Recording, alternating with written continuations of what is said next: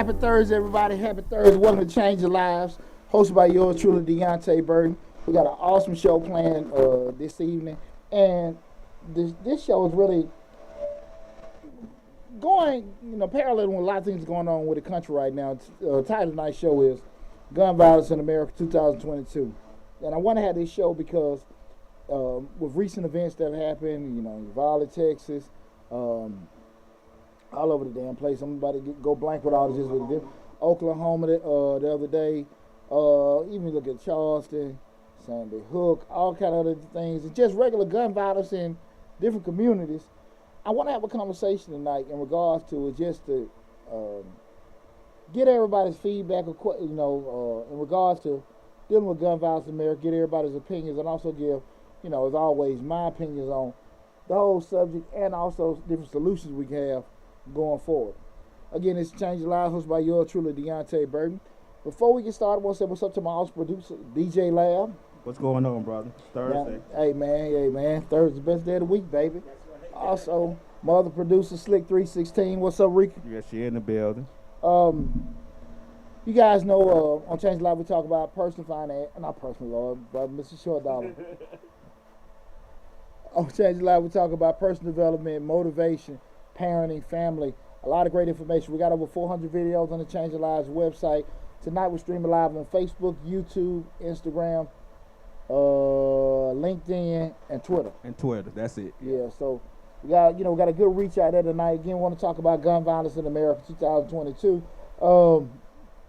Rehashing the previous week, this past Sunday, we had a graduation party for my baby boy William Burden. That's right. Yeah. Baby boy has graduated from elementary, and I made the post because not only did he graduate from elementary, he got all A's and 1B. What? Is that with honors? Graduate with honors? Yeah, they were honors, man. I'm super proud of William, man. Super proud. I got to make the post. I forgot to make the post earlier this week. And I want to make a proud announcement. I've been known for a couple weeks already, but I hadn't said anything about it.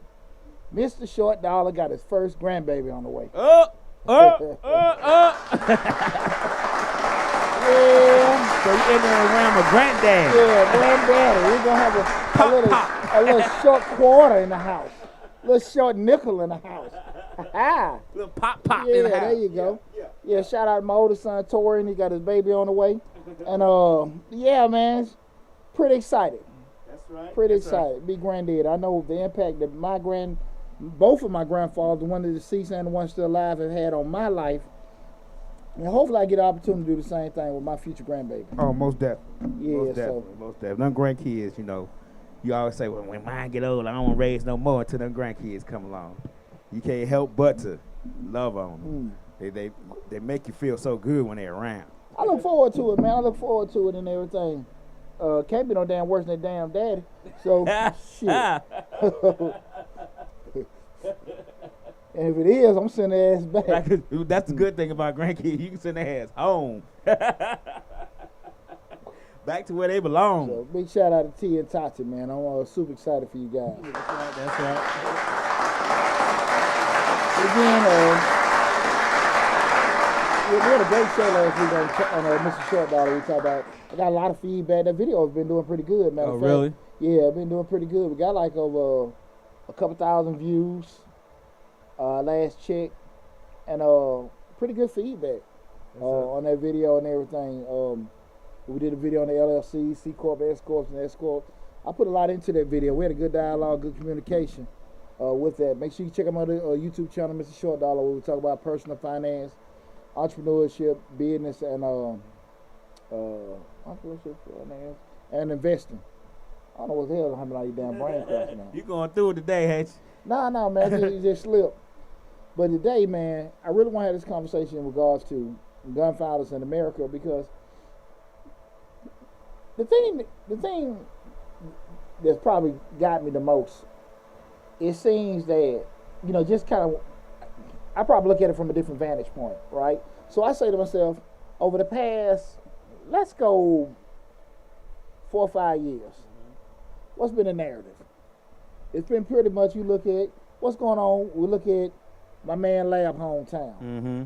They just look at Chicago this and Chicago that. Yeah.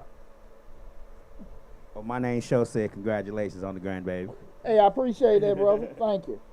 The thing that you think about it when you listen to it a couple years ago and everything was going on, we're talking about Chirac and everything, it would get media coverage, but it stopped there. And I feel a lot because there was the black kids that are killing each other. That's true. You know? That's Same true. thing you might see in other larger cities. Along with the vast majority of America don't feel like they're being personally affected by it. Right. It ain't no damn big deal. It ain't no issue for them. Yeah, you know, them black folk killing each other. They crazy. They thugs. That music got them da-da-da-da-da-da-da. And even when a white person going to a church in Charleston and kill some black folks, it ain't really no big deal. Right. You seen a couple weeks ago, a white kid went in grocery store in Buffalo, New York. Buffalo. Just walked on up. I mean, in full tactical gear. Like he was going to World War III. And taped it. It looked like one of them damn video games. How he was picking folks off. Right. What the heck, you know? And it's sad. It's sad. But it doesn't make any kind of impact. But whoa, when these white folks start getting killed. Right. And the children start getting killed. Now keep in mind, I'm going to say this. I don't want nobody to die. Right. But it seems like everybody have a different response with doing it. That's true. And That's you true. sit there and say to yourself, you know why. Yeah. You know why. But it just seems like everybody desensitized when black folks are getting killed. Right. And it hits you different when children are affected. And you got somebody that can go into school and do that kind of stuff to some babies. But that wasn't the first time. Right. And so I feel like same thing like we had like in Sandy Hook, Columbine, and some of those schools. And a guy went to the theater in Denver that time. Everything rolling back to me now. As time will pass. Right. It's like that's the mentality people got. Right. We're gonna address it. We're gonna mourn. We're gonna pray. Yeah, pray. Public showings of support. But we're gonna get past it because for some odd reason, everybody gotta have their guns. Now, do you think we got a obscene obsession with guns? Man, we got a pornographic obsession with guns, right? With guns, man. But you know, and I want to say this too. You know, we start looking at, gun violence in general. And you start looking at what people's obsession with guns, where it comes from. Some people say they want protection. Some people just enamored with guns and stuff. When I was in the Army, and I every gun that came out, I qualified for. It's funny because me and my sons were looking at my old military records. Everything that came out, I went to the class for. 9mm, 50 cal, 40, for all handguns, saw, M22, grenade launcher, shit, man, I'm going down blank with it, but you name it. M16. You qualified for it. That's why I was tripped on Rambo. Man, you carry that 80-pound machine gun around. I don't know how John Jay was holding it up with one hand. Hey, let me tell you something, Lab. Machine gun.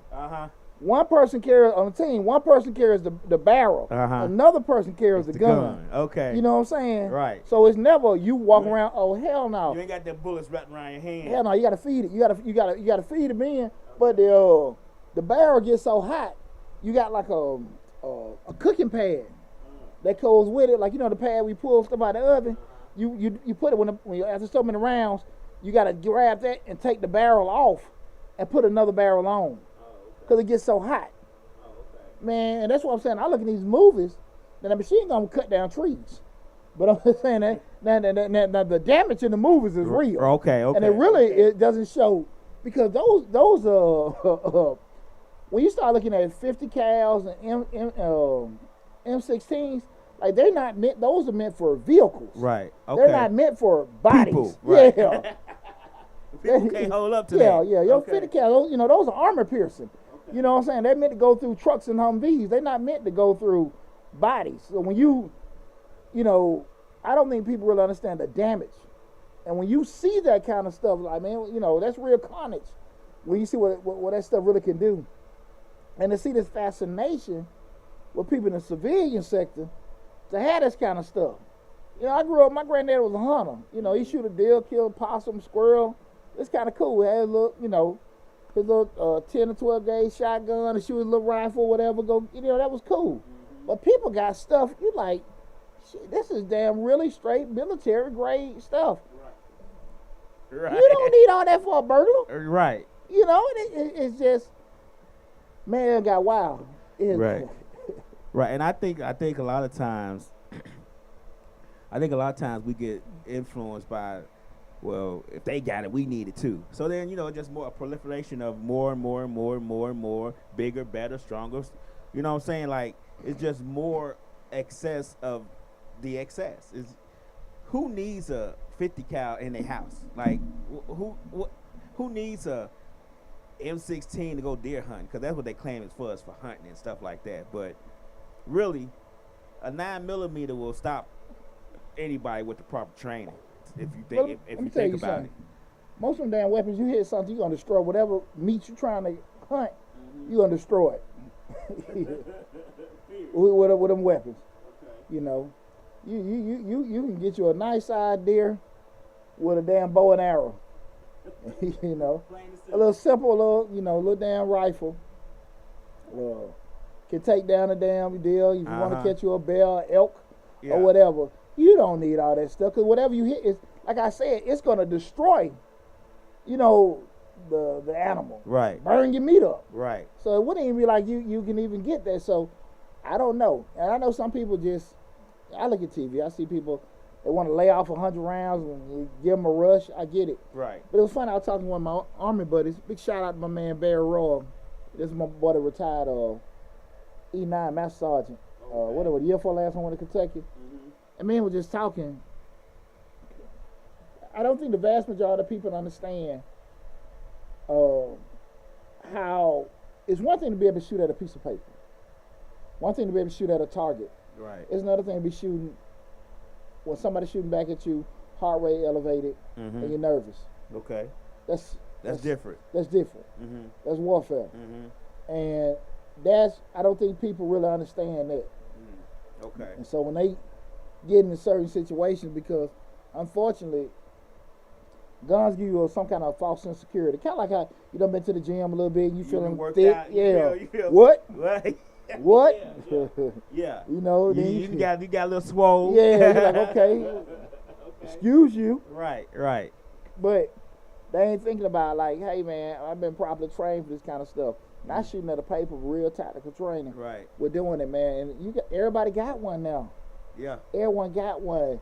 The kids, the women, the men, everybody just ready to lay off something. I had one of my neighbors, I went to his house on a Saturday morning to borrow a wrench or something. He come to the door with a damn pistol in his hand. He just walked to the door, he like, man, well, I had it, had to have this pistol. I ain't know who it was. So man, run your doorbell. Scary. If I'm a criminal, I'm not gonna ring the doorbell. Just FYI. I'm kicking in doors. Serious. He can't do it a day on Saturday morning. Well, maybe he wants to show you a gun. That's all that was. And how damn scary he is too. That's what he showed me, really. Right. That's what he really showed me, how damn scary he is. You ringing the doorbell. Yeah, man, what the hell? Man, I don't give a damn about your damn gun. You know what I'm saying? Right. That's all right. Come on, man. And you just said it. Them boy, hey, like A-Ball said, if somebody gonna get you, they gonna get you. Right. If they want to get you, they will get you. You know what I'm saying? And you ain't gonna see it coming. Right. You know what I'm saying? That's just how that is. So, but that's what guns do. That's what weapons do. They give people that security to feel, they can do things they don't normally do. And right now, man, I was looking up some statistical data. I don't like just shooting from the hip. Right now, currently in 2022, there have been 233 mass shootings. Yeah, I heard that on NPR. 233 mass shootings. And that's confirmed as of today. June Yeah, 2nd. and they say mass is any over 4 people, not including the gunman. Mm-hmm. Right. Good point. Yeah. And I got all this homicide data and all, man, it's crazy as hell. And you sit there and look at it, man. And to be honest with you, man, it's been a lot older. Just I'm looking at the 2000. What this is? 2014. Mm-hmm. 269. Mm-hmm. 2015. 335. 16. 382. 2017. 346. 2020. I only have 21 right here. 2020. There was 611 mass shootings. That's just in the United States. Yeah. It's the wild, wild west. Wow. What's up, America? Well, they make it seem like this the worst year ever. Man, come on, man. Well, hell, we have went through this. You know what I'm saying? Right. It's not the worst year ever. What it is just the wrong kind of people probably getting killed. Is that what it is? That's what it is. That's what I believe. Okay, because they making it seem like I this believe is the worst year ever. When the right kind of people might be getting killed, ain't no big deal. It's not that big of an The issue. wrong kind. But you know, again, we don't. I mean, it hit different than babies. Mm-hmm. And you see what happened even like in that doctor's office. Yeah. He done, Just yesterday. yeah, and hey man, you think about it, you know, this is the doctor up in Tulsa. Uh-huh. You know, that was a brother. That was a brother. Had a picture of him. I don't know if the murder was a brother, but the guy who killed the doctor was a brother. The doctor, okay. Yeah, and how many of us done had dealing with a doctor? Was it the black doctor's office? Was the black doctor's office? Like where primarily black folk go to that doctor? Well, the doctor that was killed was the targeted doctor. Okay. He was the targeted doctor. The guy said the guy had back surgery. He was mad how he been recovering. Okay. And everything. So, Well, how many? You don't recover from back surgery that easy, but go ahead. Well, how much done had a not so polite dentist, Right. doctor or whatever, thought about it? I ain't thought about hurting nobody, but I done had a doctor with some very bad bedside manner. Exactly. Right. And I don't know if that was the case with that guy, but he went through that just killing, you know. Right. And you just looking at the no remorse or value of life. And you know what? I thought about that today. I said, what is with us as a human being that we can devalue life so easily? Like we can just look at somebody, not just mass shooting, but just us in general, day to day, going from the store to the kids in the neighborhood, killing each other. Why? What is it that makes us look at another person and say he ain't even worth it and kill him? Like, at what point did we really stop devaluing life so much? And I know you said a while back it was 600 and some mass shootings, so this is not something that just happened yesterday.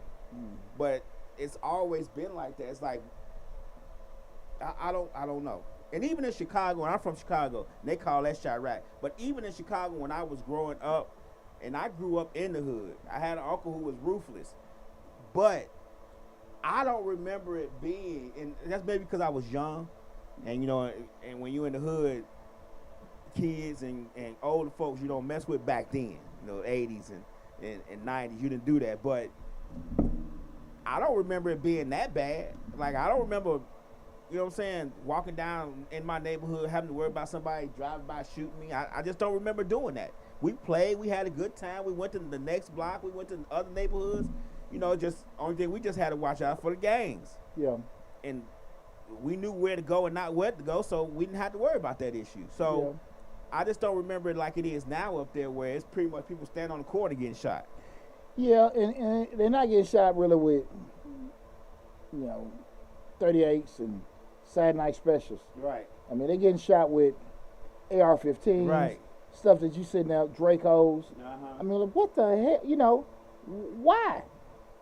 And so we started going to delve into again tonight. We're talking about gun violence in America 2022. What I want to just have a discussion in regards to, man, how rampant everything has went. Like you said, it's just that non-value of life. Mm-hmm. It could be, to be honest with you, like I say again, it ain't really been an issue as much because maybe the right kind of people getting killed. Mm. When the wrong get killed, there's Yeah. had issues. Right. Because I'm going to be honest with you. Do I think it's going to be a big response because them little kids in Uvalde, Texas got killed? Hell no. Because they didn't give a damn about them little white kids in Sandy Hook. Right. Hell no. Right, and that's the problem with politics. But Slick said, do you think the pandemic played any part of it in what's going on? And I guess not, because you said 2016 had 619 mass shootings, right? No, that was 2016 had 382. That's still more It than was a what spike. It was a spike in 2020, and that probably could have been psychological with the pandemic. But hell, it's still, man. That's possible. Right. And everything, but it could have, could have had something to do with it. But it still had a damn lot. But that doubled. They did double from 19 to 20. And I'm pretty sure 21 was more. I ain't got that in front of me. But you said 200 something in 22, and it's just June. So we still got 6 more months of 22 to go. Absolutely. So I guess that may be why, because I guess got in June. Good. Right. I guess we have to look at the prior 6 months prior and see if it was the same deal. But yeah, probably gonna have more. We might be on a damn record pace. Right. Slick say a lot of people have social disconnect, which is true. People are disconnected, but at some point when you look at babies, I don't know, and I guess it's just me. I have a fond. I just don't think that babies should be involved in nothing bad, because they're probably the most innocent of all of us. And it just hurts my heart when babies get hurt by their parents, by anybody. You know what I'm saying? It's just something about that just does me, that just breaks me up. But people do have disconnect. Well, but at what point do you get connected? I mean, I guess. Well, back in the day, even the most ruthless gangsters had codes. Right. You look at the Italian mafias and all that kind of stuff and whatever. Women and kids were off limits. Right. Now, and that's what I said about Chicago. Yeah. Like in Chicago, Chicago has a high gun, gangs and violence now too. But back then, when I was growing up, babies and old women and older folks was off limits back then. You just didn't do nothing to them, and if you did, and a gangster in the hood heard about it, your ass was grass. You get what I'm saying? Those things just didn't happen back then in Chicago. I don't know about now, because I'm not really up there, but from what I hear now, it's not the same code. It's not the same code. It's a free for all as far as gun violence is up there in Chicago. So all them damn crack babies growing up. Right. The little babies be like this. Back in the 90s, but there was a study that showed that a lot of people saying crack babies, that was not actually a fact, that a lot of those babies that were born back then may have had some issues, but a lot of them did not have issues from the crack. I'm just giving you what the New England Journal of Medicine said, and I read it all the time. That was not a statistical fact that crack babies, there was no thing. That was just something that Ronald Reagan and made up in order to make black communities look worse. You get what I'm saying? I hear that, and I believe that was typed. Right. But most of the junkies I knew that had babies, their kids are off. Okay. And I get it. With a capital. I'm not saying all. With a capital. I'm saying some. Crazy. Right. Shit.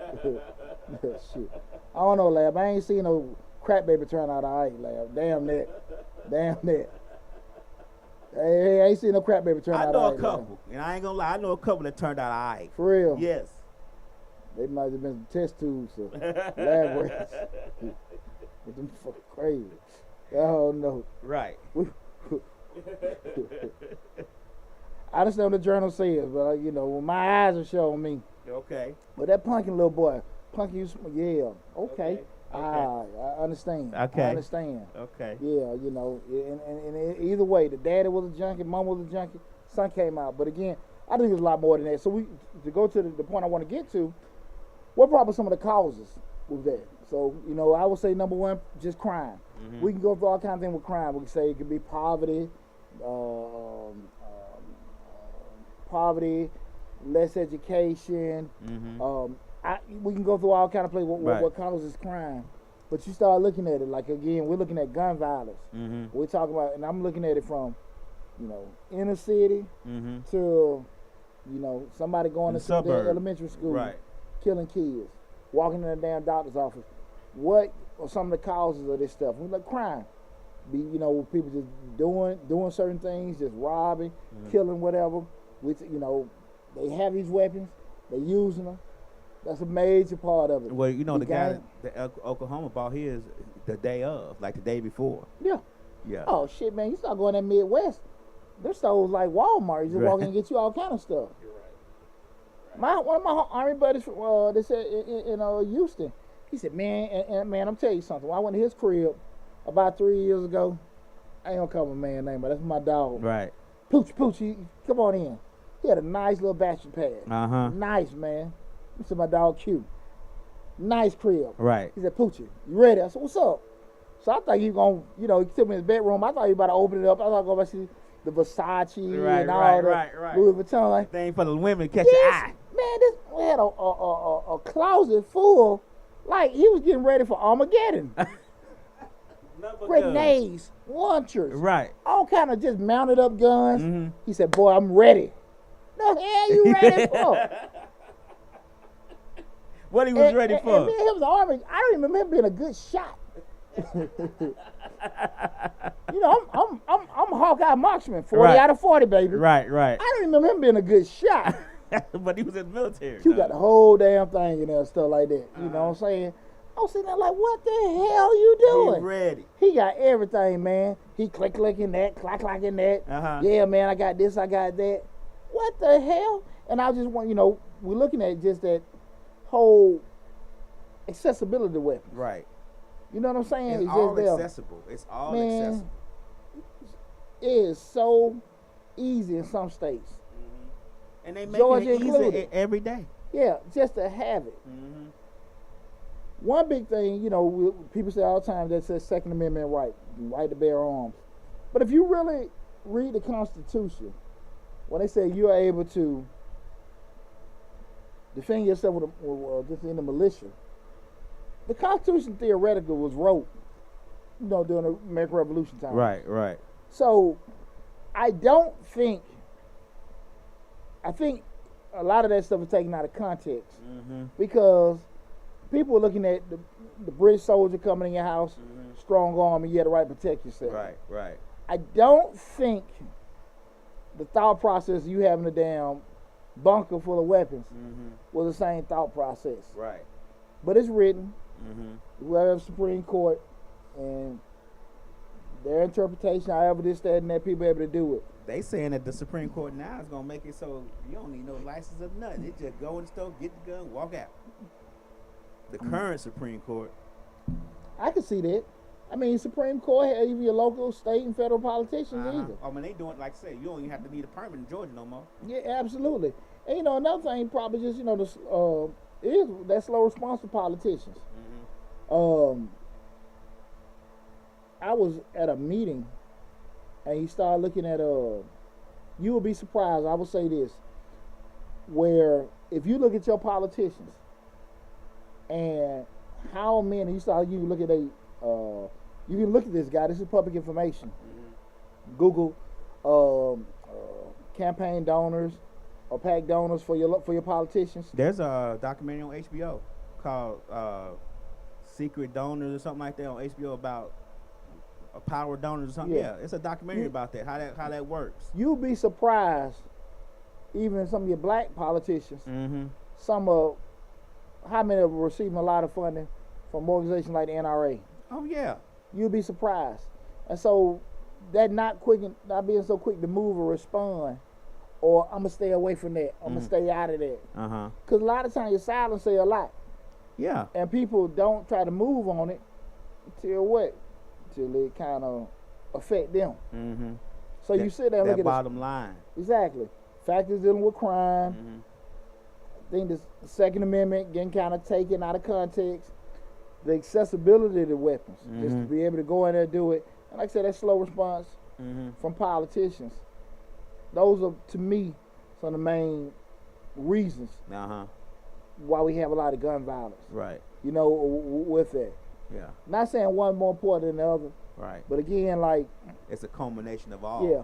But I get what you're saying about the gun violence and the accessibility of it.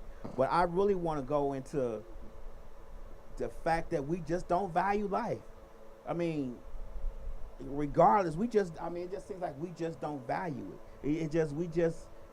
The minute we can look at somebody else and be like, you know what, I'm gonna take him out. Like with no hesitation, no remorse, no anything, just do it. From older to younger, it's like. Well, I'm gonna say this, Lab. We can look at it right here. Let's say if it's 1,000 people are killed in mass murders. In the grand scheme of things, and with the overall population of the country, it's not that many. It's just one too many. One too many. But the vast majority of people aren't killing people. Okay. That's not even 1%. Okay. Of people doing this stuff. That's not even 1%. That's just the stuff that make the news. It make it seem like it's a lot. Well, just say if it were double or triple, it still wouldn't be a vast majority. Okay. Of doing it. It's just one too many.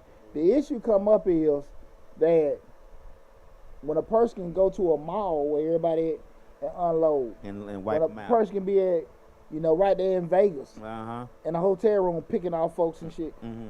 That's what changed the game. Because now again, that's where, we're looking at like, man, it's public safety. Right. So it affects everybody differently. But the vast majority of people, I think, really just want to live life, take care of their family, take care of themselves, and be okay. Mm-hmm. So I just think that I think people do value life.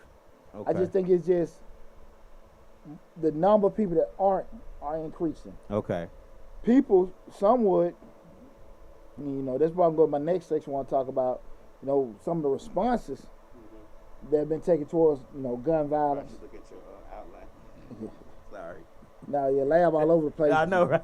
Jumping in this section, jumping in that section. Right. You got a schedule, lab. Stay in the framework. But when we start looking at some of them causes, and they go to that point where lab is talking about in regards to the devalue of life. But so what they try to do a lot of times, from what I've seen, and you guys free, and again, tonight's show we're talking about gun violence in America 2022. This is Change Live, hosted by yours truly, Deonte Burden. We're streaming live on Facebook, YouTube, Instagram, LinkedIn, and Twitter with the show. So if you got it in the comments, guys, feel free to chime in. Anybody on YouTube, Facebook got anything? Not yet. Some of the responses, we have remember that whole war on drugs, let's get tough on crime, right, 3 strikes, right. Those kind of things. But like I say again, I think that was to keep the right people, right? Keep the right people from letting the wrong people, get affected by it. So you start, what happened? You had an increase in prisons. Okay, they're going to kill each other. What we're going to do? We're going to put them all in jail. We're going to give them tougher sentences. Build more prison, give them tougher sentences. Or we can also try to, probably they did in Chicago. They do in Atlanta, probably most major cities. Keep you kind of segregated in a certain area. Okay. So if y'all going to be on the west side of Atlanta and tear each other and kill each other, we cool, because we know that we can know what we're trying to do. Right. And with the advent of gentrification and more cities, people come back in the cities and stuff, for some reason they got this new kind of raid. Right. And they spread on all the roaches. What the hell? Right. Man, you see, just think about all that stuff that's on Hollywood Road and Bankhead Highway, all these new developments and stuff like that, things that probably could have been implemented 20-some years ago. Right. To mitigate crime, but when the right people want to get things done, right, they get it take done. Advantage, they get it done. So again, those tougher sentences, build more prisons. You have people that a lot of families do different, vigils and push for certain things. A lot of different, it's a rainbow of things that people that respond to everything. I don't know if there's anything you can physically do without changing the laws. Okay. Because again, we start looking at, again, I just feel like the greatest, the normal response has been, we're just going to kind of go through it and keep it moving. Because the powers that be don't want to change it. Right. They don't want to change it. No, it's not. It's not beneficial to them to change that, to change it in any way. I mean, you think about politicians and the powers that be. Democrat and Republican. None of them, I don't think any of them are immune from contributions and donations from corporations such as the NRA and stuff like that. I think a lot of times their moral compass is low. I mean, you can still have ways of not getting AR-15s and stuff like that, and still be able to, honor the Second Amendment. I believe, it's just. But I think a lot of the argument becomes a problem with, that militia part. If we only got handguns and the government has AR-15s and tanks, there's no way that our militia can defend ourselves against the government of tyranny. You know what I'm saying? There's no way that we can defend against that because we only have handguns. So that's a lot of people's argument. It's a point, but I mean, whatever you buy, the weapons you buy, you still not gonna be able to fight an army. Right. I mean, at the end of the day, well-trained army. Yeah, well-trained army. Right. I mean, last I checked, warfare not even done with weapons no more. They shooting rockets from the other side of the world. It's done with drones and computers now. Yeah, and so like really and truly, like you really wasting your time, but that's gonna be your argument because he ain't gonna fight you like that. Right. It's cyber warfare now. Yeah. Cyber. It's cyber warfare now. They don't want to. They really don't. They want to keep the cash as low as possible, but they want to drain all the bank accounts. Man, they can close the whole grid, take your power out. Right. When you go into warfare, what they try to do first is shoot your fuels. Initially, take out your food supply. Mm-hmm. Take out your water supply. Take out your route to replenish your food supply. Take out the energy. Mm-hmm. They try to destroy that whole supply, your lifelines that first. Supply chain. Yeah. Uh-huh. Once those taken out, I mean, you see that right now, or even with people not fighting with Russia. Mm-hmm. But what are they doing? The rest of the world doing what? Locking in your account, freezing in this, freezing in that. You can't sell no oil. Exactly. I mean, they doing embargoes on everything. Right. But even warfare, let's take out all their water supply. Let's take out all their food supplies. Mm-hmm. Let's kill all their power grids. Mm-hmm. And now you sitting there, now you got to go to some archaic stuff with doing it. And few people can really even handle that kind of stuff. Mm-hmm. One of the few, Vietnam, Afghanistan. I mean, those people, they can do that kind of guerrilla warfare. The vast majority of people can't handle no stuff like that. That's true. They can't handle no stuff like that. Oh. Yeah. Take out the water, lights. Oh, Lord. It's going to be some issues going on. Man, the white folk, you got to take out the damn Starbucks. They got rid of our coffee? That's me, too. I'm sorry. They got our coffee? We can't fight without coffee.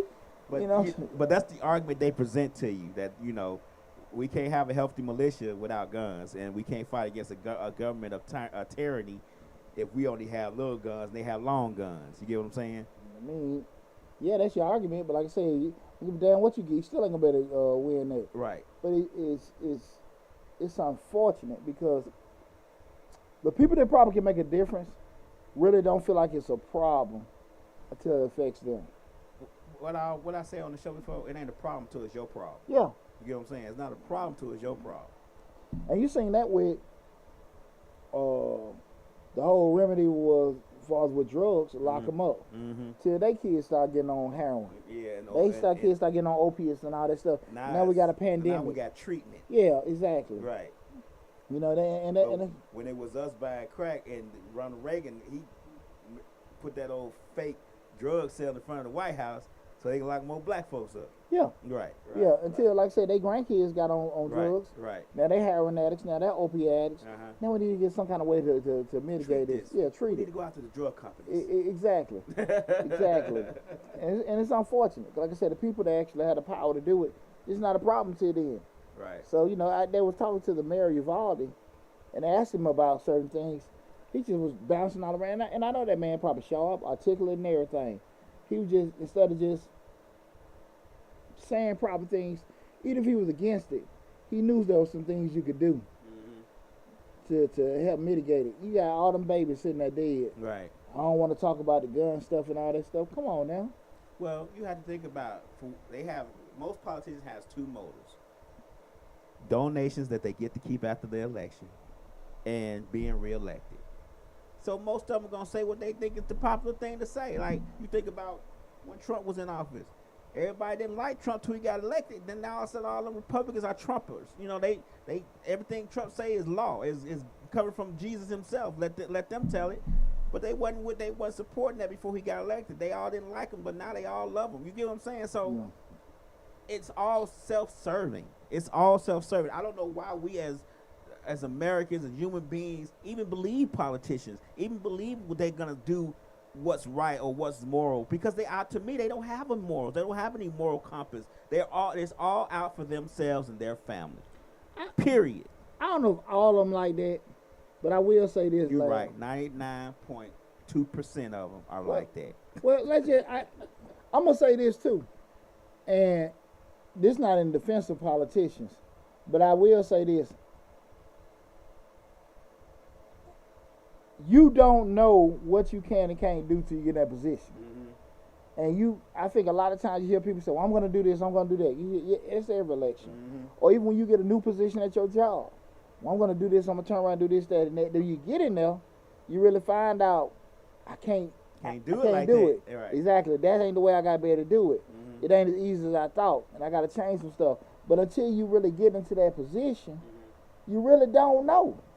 Yeah, but and I agree with you to a certain extent, but a lot of times, even if you can't do the things that you know you want to try to do, you have a moral compass to try. You have a moral compass to speak out about certain things that necessarily affecting all communities. A lot of these politicians only do it when it's election time. They only show up when it's time to vote. They only do it when they feel that it's beneficial. It's beneficial to them. Yeah, even if I'm not getting real, even if I'm running for election and I know something is wrong, I need to say that that's wrong. I need not worry about me being reelected. At least I can go out and know that I try to do the right thing. There's a lot of things that you might want to do that you can't do that because you have obstacles in your way. But your job, to me, as an elected official of the people, is to try to push those obstacles out the way. It's to try to jump over them, move around them, do whatever you can. The slimy stuff you do to us to get over it, get past our objective eye. It's the same thing you could do to move them barriers around, I believe. And I may be wrong. I've never been a politician. I'm on the outside looking in, so I don't know. I don't think you're wrong, but I would say this, and this is why I try to get people to understand voting is so important. If I'm running on a campaign, let's just go use the simple logic. And if I know a certain community, a certain race, certain demographic, is not going to vote for me at all. Mm-hmm. They're not supporting me. They're not doing this, that, and that. Theoretically, if I am elected to the office, I still am a servant of them, and I should protect their interests. Mm-hmm. But the people that voted for me, those are my supporters. Right. Who should I have more weight for? Everybody. Theoretically. Right. But at the end of the day, those people didn't give a damn about you getting in there. But it doesn't matter. I hear what you're saying. I get what you're saying. But at the end of the day, like, 'cause if you campaigning, you're not going to go to where, they ain't going to talk to you. Mm-hmm. So at the end of the day, you ain't even spend no time having no conversation with them. Right. So people say, well, he ain't going to come, this person is not going to come over here and talk to this, that, and that. Why the hell they going to come to it? They know you ain't going to vote. And you start looking at the whole point of when somebody's running a campaign, the costs associated with it and everything like that. Because you're right what you're saying, Lab. You're right what you're saying. But let's go back to the real side of it. Like, you're my constituents because you're in my district. Yeah. District. Thank you, Lab. You're in my district. You're in my district. So I do represent you, but you're not part of my constituents because you ain't been supporting me. Yeah, but does me supporting you make me less of your constituent? I mean, does me supporting you really? I mean, because if you think about it, you have that in all districts. You have that in all areas. And regardless if I supported you or support the other candidate, at the end of the day, you got elected, and I'm still within your district, and I'm still your constituent. And the constituent is the person within your district that you have to get support for and give support to. I'm not disagreeing with you. I get what you're saying. I agree with you 100%. Generally, that's how it goes. If you don't vote for me, I'm gonna go with what these people say because they're the ones who support me. So you get what I'm saying. I get what you're saying. I get 100% what you say, and that's how politics are ran today. I think that's pretty much how every damn thing ran today. True. That's every damn thing. True. You know, you could be running for a certain association, a certain fraternity, this, that, and that. The people that support you, you're going to remember them first. Right. Because, again, to your point, you said, they not only you remember how you got in, but just in case you want to stay where you at, you got to remember that too. Yeah. What David Duke said about Trump, it was something he was going through. He said, you better remember who the hell got him up in here. Right. You know, that's the thing about it. You know, that was the thing about it. You had all those people in rural America, a lot of white voters that probably weren't voting. That majority of that big unheard crowd that went out to do those voting. So you got Donald Trump in office. Right. And theoretically, he might not have been on board with some of those people were saying. But that's how you got in. So he had to move that way. You got to move that way. You know, so those are the kind of things. You're right. I'm not disputing what you're saying. But that's why I think I always try to push the people.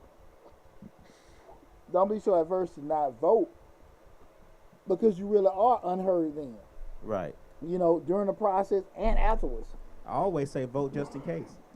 Why not? But all that what we just discussed is a problem as to why laws don't get changed, things don't happen that needs to happen. All that muck and mire is why we have the mayor of, you know, I'm sorry, what's Duvalde saying, I don't want to talk about the guns. The guns is what just killed all these babies. I mean, you might want to talk about that, but that's one of the reasons why. It's all that we just discussed. And when a person runs on that campaign, I'm all for guns, I'm all this, that, and that, and then when something happens, they don't have a response, why you shocked? They said that. They said that. It's one thing if I bamboozle you. Right. It's another thing. Hey, I've been like this from the rip. Right. I've been like this from the rip. Right. You know, you want to call me racist? You want to call me this? Want to call me that? I've been like this from the rip. Ain't that changed? About Marjorie Taylor Greene. She talked more crap than a little bit, more unfounded stuff.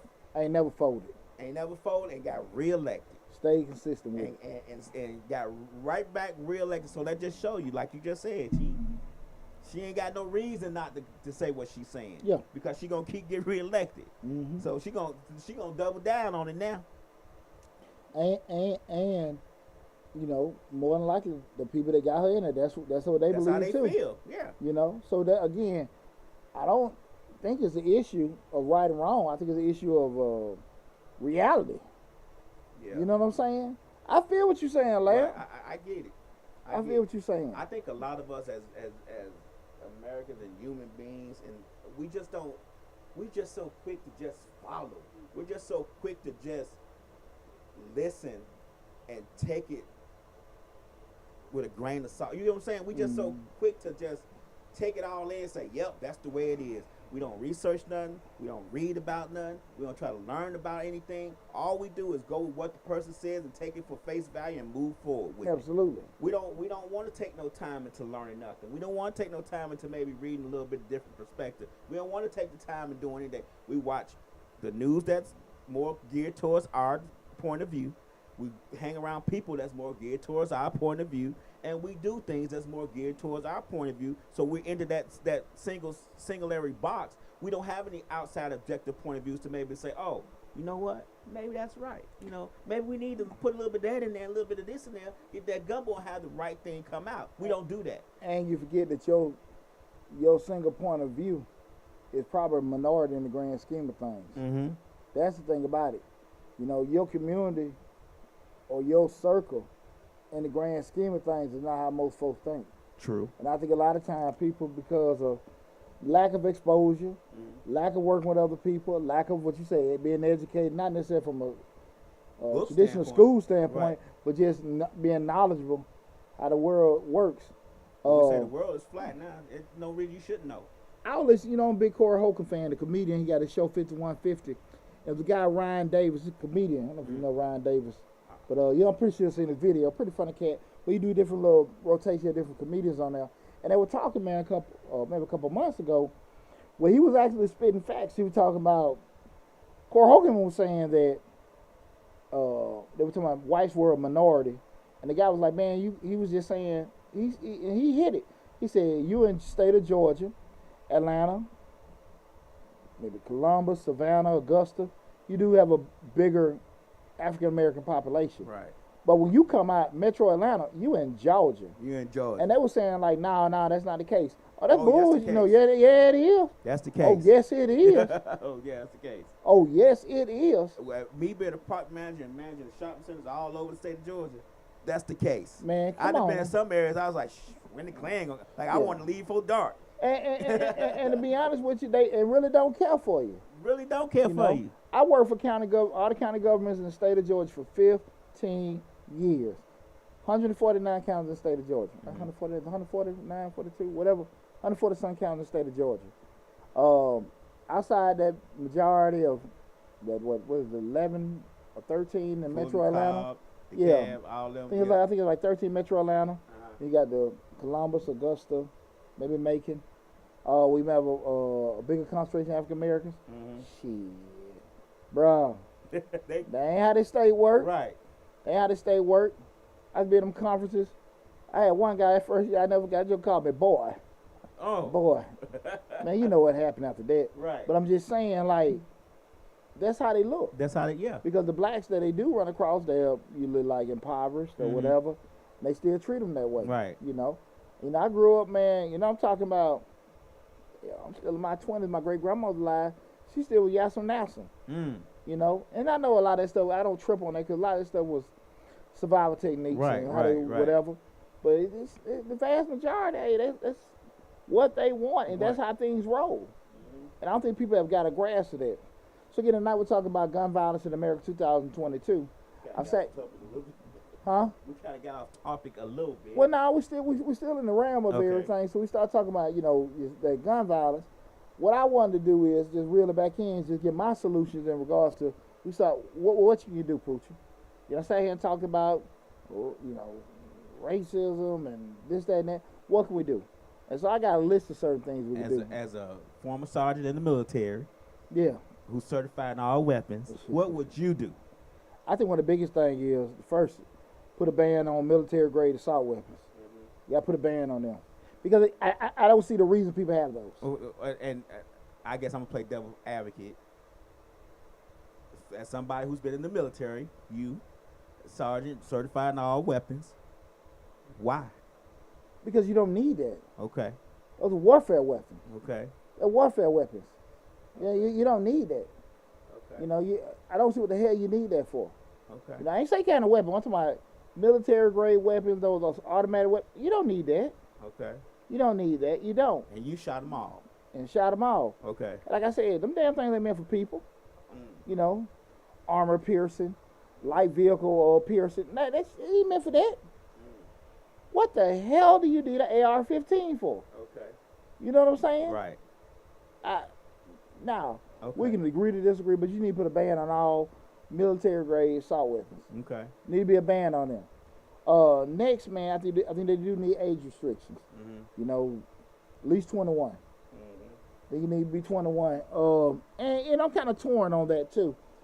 I think 21 is safe, but on the flip side of it is you can be at 17, 18 and go die for your country. So if you're old enough to do that, yeah, you can't buy liquor until 21. correct. But that's what I'm saying. So I do think you need to have some kind of age restriction, or at least some kind of training mechanism. And another thing, I do think everybody need to have some kind of gun license. Have some kind of thing where they went through some kind of checks. You know, because if you got to do it to have a damn car, Yeah. you need to have something like that. Just went drive through a car. like, Yeah. some little something to get you a damn gun. That should be federally mandated. Each state have their own system. 1 week class, go through it. If it's BS or not, just to say, okay, do you have this? I'm not saying people can't have it. Right. You know, and it can be a very small fee. Right. But I think, I guess we attribute it to having a driver's license, but, and you know me, I'm gonna play devil's advocate. I think the problem with equating it to driver's license that they put so many, they give you they can make so much money off your driver's license. They may not be able to make as much money off the guns license. You get what I'm saying? Well, damn, they how can make much- a ton of money off the driver's license. Well, tickets, registration, ad valorem tax, all that stuff is attached to that car, that vehicle, your license, insurance, all that. Take revenue out of the equation. Okay. But at least as long as you know you done gave these folks some kind of class to say, this is how you clean your weapon. This is how you store your weapon. These are the effects of that weapon. That's what you need to have that in place for that. Okay. Damn how much money, because you pretty much can charge probably $5 and cover costs. Right, okay. You know, with just the training. It can probably zero itself out. Just take the revenue mechanism out. But the greater impact is that you've had some kind of interaction. You can say, cause we're still looking at what can I do? What can I try? Because right now we ain't doing nothing. Right. But burying babies and winning reactors. So again, it may not necessarily be a profit-driven thing, but just say, okay, we did have these certain things in place for people to just try. You know what I'm saying? Right.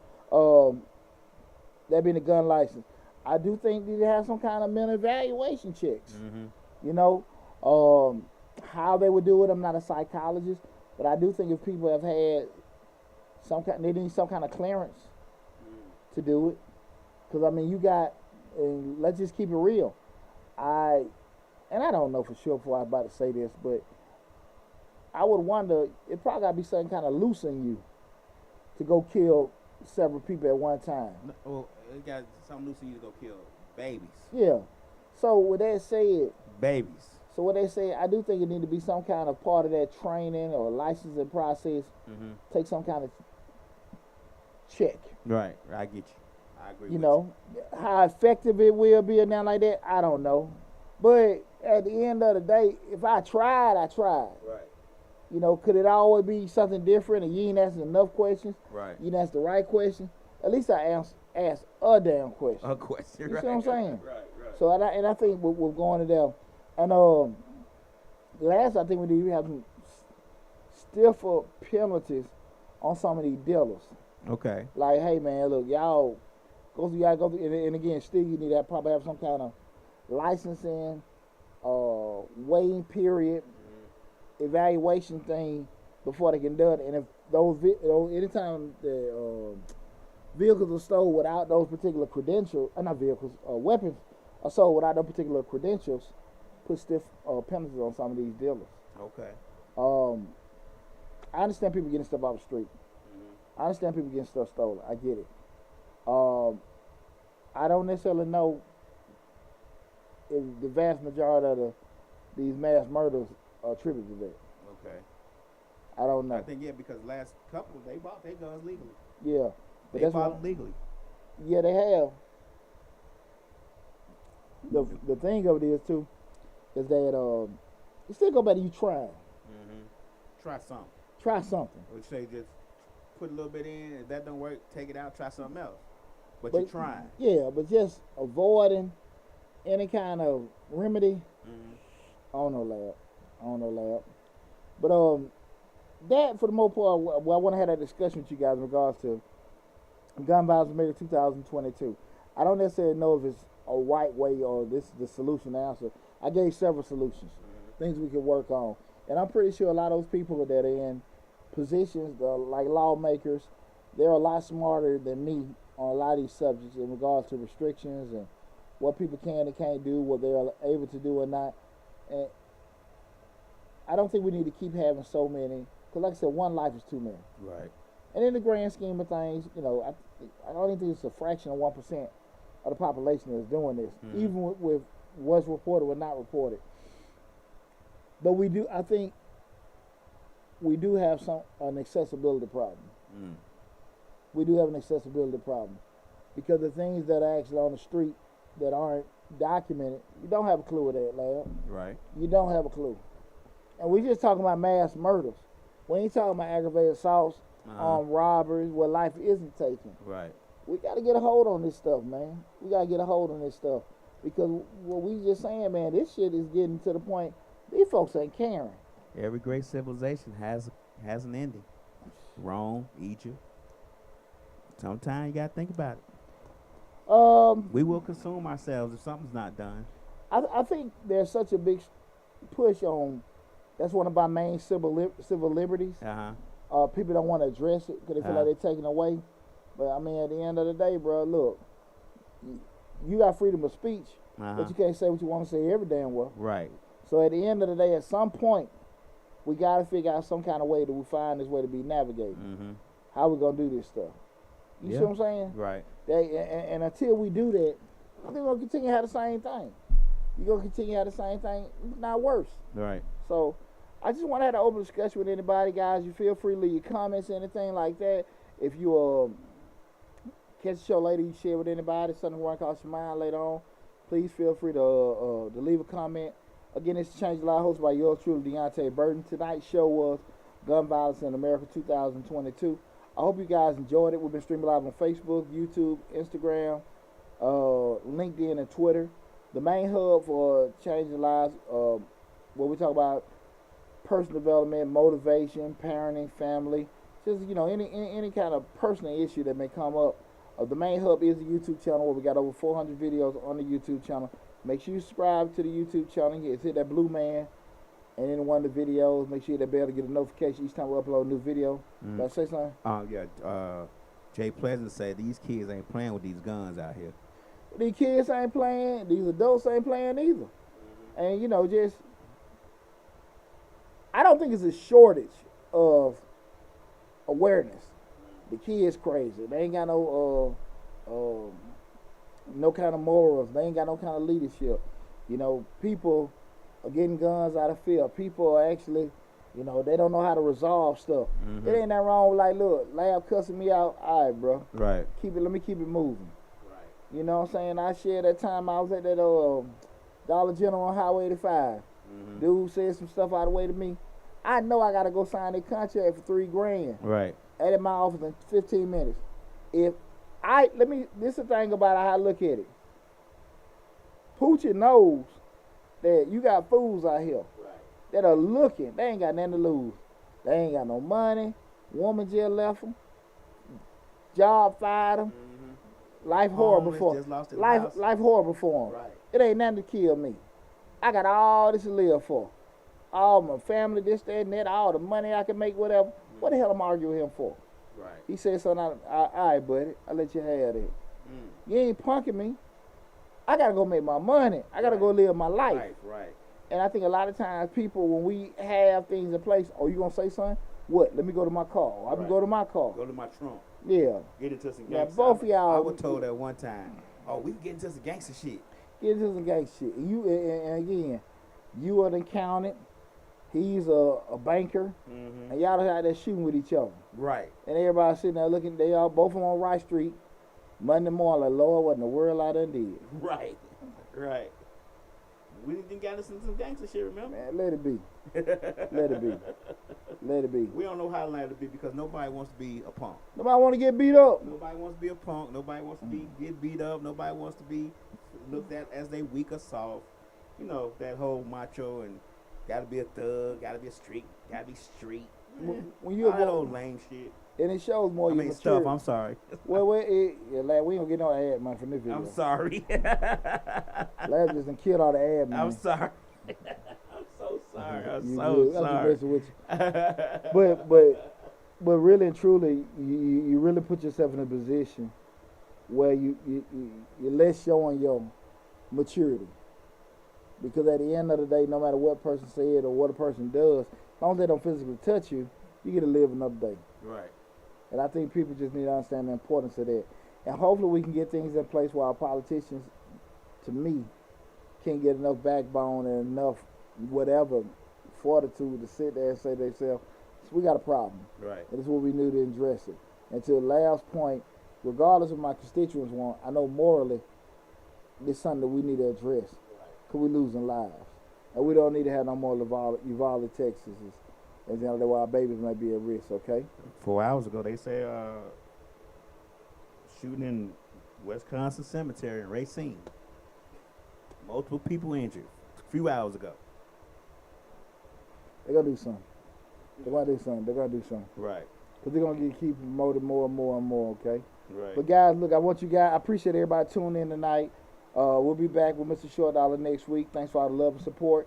We got to get to that project 3,500. So we're trying to get 3,500 subscribers on Change the Lives. So please share the information on the channel. Share the content. Make sure you tell everybody you know to subscribe to Change the Lives, hosted by yours truly, Deonte Burden. What you about to say, Lab? Thanks so much for all the love and support for changing lives. Also, thanks for all the love and support for Mr. Short Dollar. Got a lot of great information coming to you guys this month. A lot of great discussions. Take care of yourself, guys. Love you. Be safe out there, and I'll talk with you soon.